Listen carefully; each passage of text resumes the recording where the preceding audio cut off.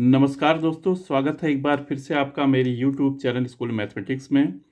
दोस्तों, इस समय हम 2025 के बोर्ड एग्ज़ाम के क्वेश्चन पेपर को सॉल्व कर रहे हैं और क्वेश्चन पेपर का कोड है 65/1/1।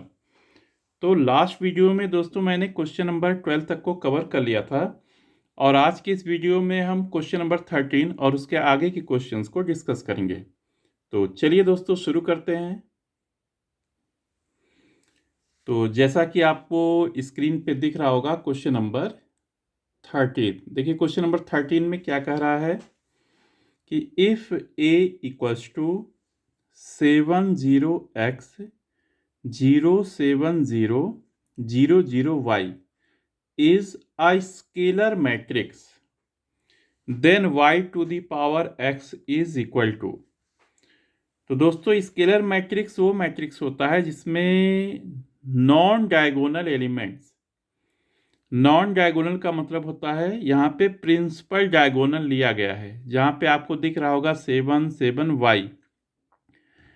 7 वाई को छोड़ दिया जाए तो बाकी के सारे एलिमेंट्स क्या होंगे यहाँ पे 0, और साथ ही साथ ये नॉन जीरो होने चाहिए। जैसे 7 और y नॉन जीरो होने चाहिए। तो दोस्तों हमको पता करना है कि y to the power x कितना होगा। तो चलिए करते हैं दोस्तों इसे। तो यहाँ पे दोस्तों आप देखिए मैंने पहले से यहाँ पे नोट कर लिया है।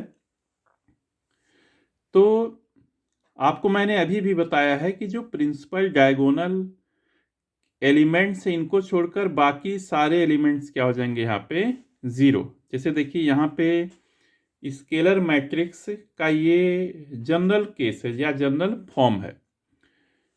तो यहाँ पे देखिए x क्या हो जाएगा, x की जगह क्या आ जाएगा यहाँ पे 0 आ जाएगा। और दूसरी चीज़ ये λ1 λ2 और λ3 नॉन जीरो होने चाहिए। तो यहाँ पे क्या हो जाएगा, y जीरो नहीं होगा, y does not equals to क्या हो जाएगा यहाँ पे 0। तो हमें फाइंड करना है y to the power x। तो y टू द पावर और x की जगह रख देंगे 0, तो ये हो जाएगा यहाँ पे 1। कोई भी नॉन जीरो रियल नंबर है उसका अगर पावर 0 ले लें तो उसकी वैल्यू कितनी हो जाती है 1। तो आंसर आ गया 1 और देखते हैं कौन सा ऑप्शन सही है। तो दोस्तों इसमें बी ऑप्शन सही है। देखिए यहाँ भी 1 आ रहा है तो यहाँ पे हमारा आंसर क्या हो जाएगा 1। तो यहाँ लिख देंगे दोस्तों आंसर बी और उसकी वैल्यू कितनी है यहाँ पे 1। तो ये दोस्तों कंप्लीट हो गया हमारा क्वेश्चन नंबर 13। और अब आते हैं हम क्वेश्चन नंबर 14 पे। तो देखते हैं दोस्तों इसे क्वेश्चन नंबर 14 को। देखिए क्वेश्चन नंबर 14 में क्या कहता है, the corner points of the feasible region. दोस्तों फिजिबल रीजन को हम ऑप्टिमल रीजन भी कहते हैं, फिजिबल रीजन या solution region in graphical representation of a LPP मतलब लीनियर प्रोग्रामिंग प्रॉब्लम आर, ये क्या है कॉर्नर पॉइंट्स।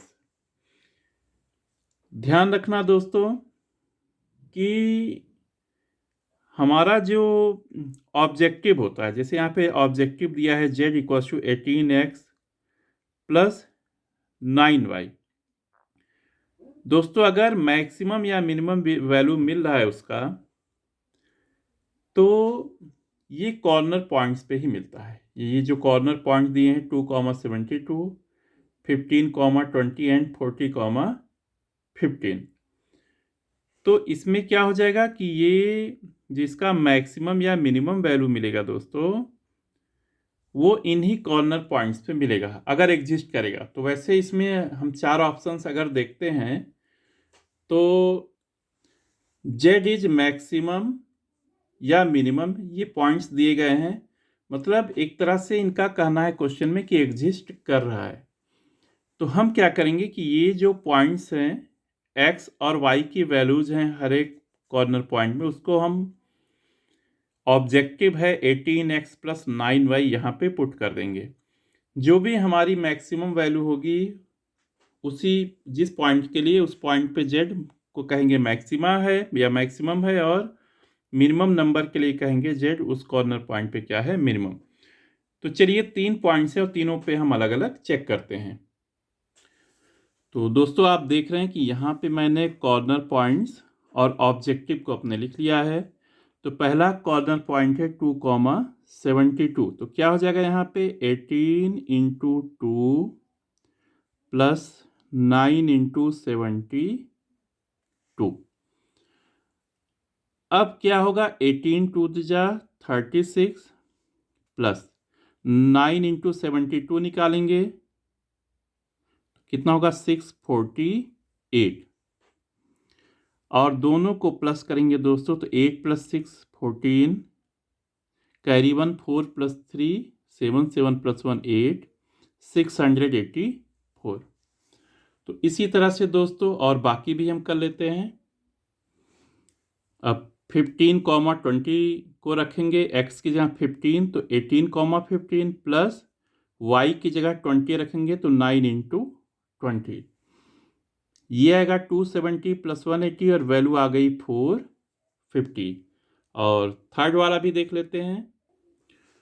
तो दोस्तों थर्ड वाले में क्या है 18 इंटू 40 प्लस 9 इंटू 15, वाई की जगह कितना है 15, ये होगा दोस्तों 720 और 9 इंटू 15 हो जाएगा 135।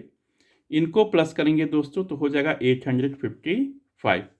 अब अगर हम तीनों ही वैल्यूज़ की बात करें दोस्तों तो ये 450 हमारा मिनिमम है और 855 हमारा मैक्सिमम वैल्यू है। इसका मतलब कि मिनिमम वैल्यू हमको कहाँ मिल रही है, मिनिमम मिल रही है हमको 15,20 पे मिनिमम एट, और मैक्सिमम कहाँ मिल रहा है, मैक्सिमम एट 40,15। तो देखते हैं दोस्तों कौन सा इसमें ऑप्शन सही है।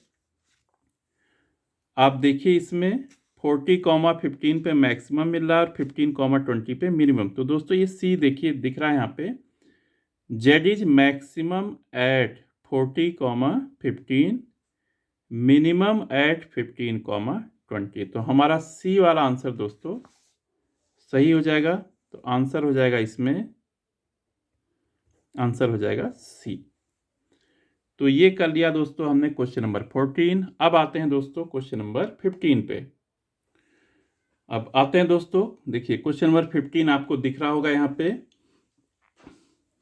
If a and b are invertible matrices, invertible matrices का मतलब होता है कि ए का इन्वर्स और बी का इन्वर्स एग्जिस्ट करे, means a inverse B inverse हमारा एग्जिस्ट करे, then which of the following is not correct. ध्यान देना दोस्तों, क्वेश्चन को आप ध्यान से पढ़ना, अक्सर हम भूल जाते हैं, इसकी हमें करेक्ट खोजना है। लेकिन यहाँ पे कह रहा है कि which of the following is not correct. अब इसमें 4 ऑप्शंस दिए हैं, ए प्लस बी का inverse B inverse plus A inverse, A B का inverse equals to B inverse A inverse, adjoint of A equals to determinant of A into A inverse, और D है determinant A का inverse equals to determinant of A inverse. दोस्तों इसमें एकदम clear है कि A option हमारा correct नहीं है।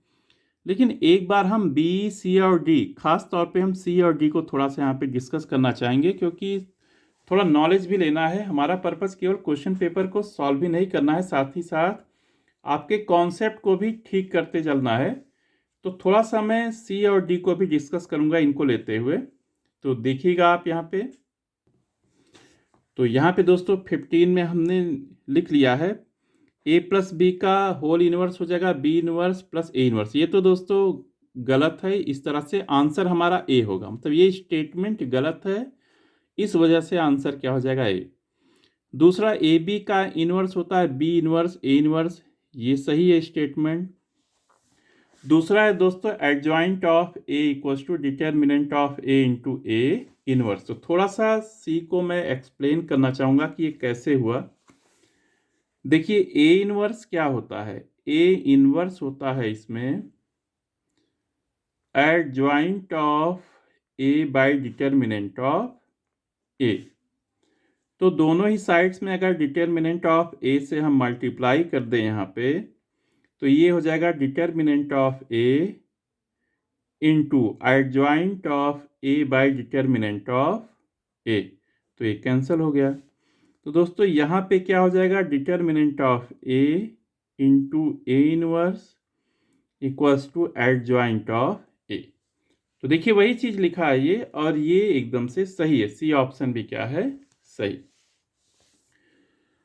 डी वाला ऑप्शन है डिटर्मिनेंट ऑफ ए का inverse equals to a inverse का डिटर्मिनेंट। तो डी ऑप्शन भी हमारा सही है। देखिए कैसे होगा, मैं यहाँ पे थोड़ा सा एक्सप्लेन कर देता हूँ। देखिए हमको पता है कि ए इंटू ए इनवर्स क्या होता है, आइडेंटिटी मैट्रिक्स होता है। तो इसका डिटर्मिनेंट हो जाएगा ए इंटू ए इनवर्स, और ये हो जाएगा डिटर्मिनेंट ऑफ आई। दो मैट्रिसेस के प्रोडक्ट का जब हम डिटर्मिनेंट निकालते हैं तो इनके अलग अलग डिटर्मिनेंट के मल्टीप्लिकेशन के इक्वल हो जाता है। Means determinant of A into A inverse equals to determinant of A into determinant of A inverse. और आइडेंटिटी मैट्रिक्स का दोस्तों डिटर्मिनेंट होता है 1। तो यहाँ पे देखिए दोस्तों क्या हो जाएगा, determinant of A inverse equals to 1 by determinant of A. या ये कितना हो जाएगा दोस्तों, determinant of A inverse equals to determinant of ए का इनवर्स, या लिख सकते हैं डिटर्मिनेंट ऑफ ए का इनवर्स। तो इस तरह से देखने में दोस्तों डी ऑप्शन भी हमारा जो स्टेटमेंट है सही है, लेकिन हमसे यही पूछा है कि कौन सा नॉट करेक्ट है। तो हमारा ए आंसर हो जाएगा दोस्तों, ए वाला। तो यहाँ लिख देंगे आंसर क्या हो जाएगा, ए। क्या कहता है इसमें, ए प्लस बी का inverse equals to b inverse plus a inverse. तो हमने दोस्तों कंप्लीट कर लिया क्वेश्चन नंबर 15। अब आते हैं हम नेक्स्ट क्वेश्चन नंबर 16 पे। तो क्वेश्चन नंबर 16 भी दोस्तों लीनियर प्रोग्रामिंग प्रॉब्लम से लिया गया है। यहां भी देखिए कहता है, if the feasible region of a linear programming problem with objective function z equals to ax plus by is bounded. इसमें कहा है बाउंडेड।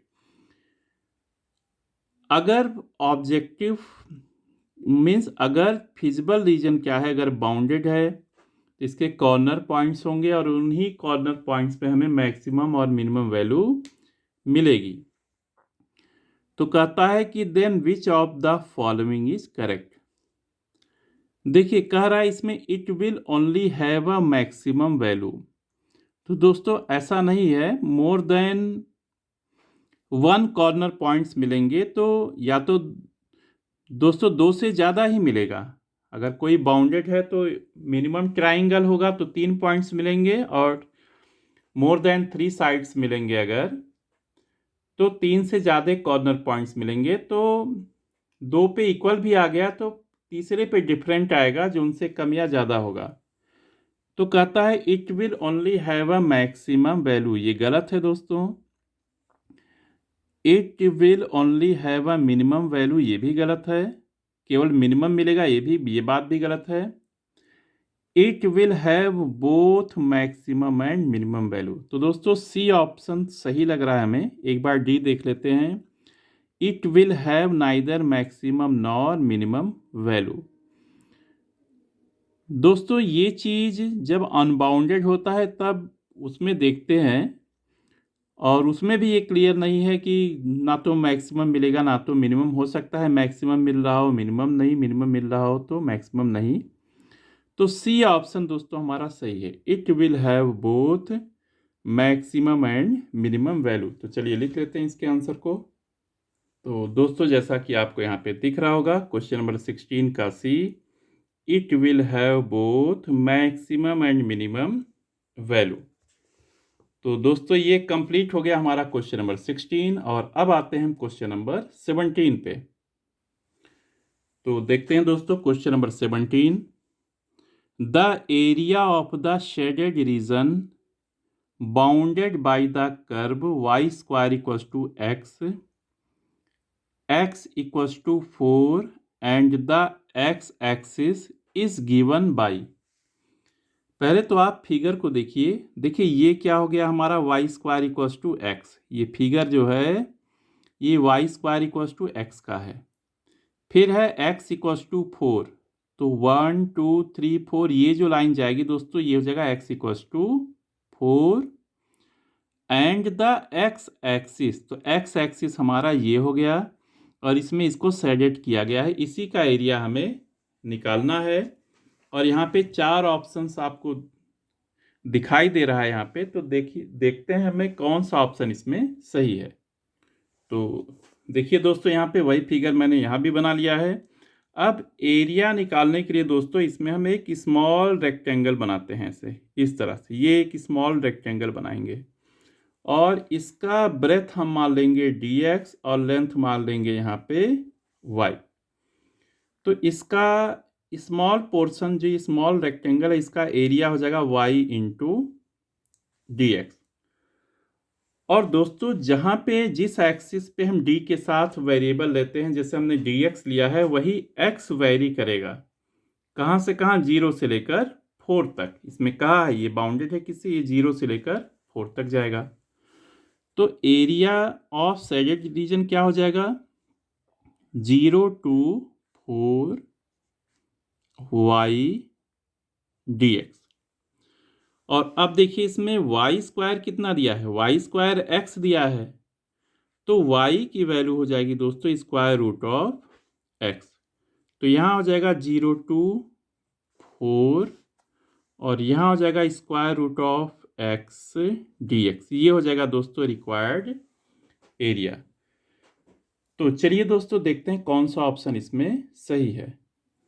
तो आप देख रहे हैं दोस्तों इसमें A है 0 to 4 x dx, ये सही नहीं है। 0 to 2 y स्क्वायर dy ये भी नहीं सही है। 2 into 0 to 4 root x dx ये भी नहीं सही है। दोस्तों D में दिया है 0 to 4 रूट x dx।